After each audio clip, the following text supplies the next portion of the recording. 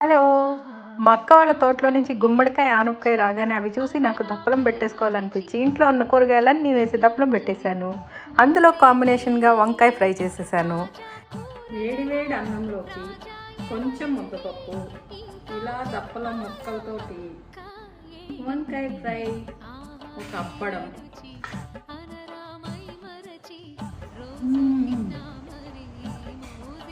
తింటుండగా mummy mutton curry పంపించింది.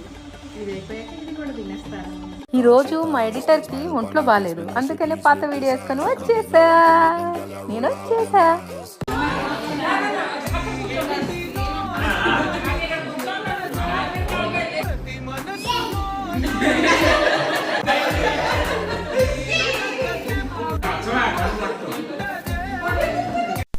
Hi, pesarattu upma, idli sambar ఇదే కాదండి, చోలే పూరి కూడా మంచి కాంబినేషన్ కదా.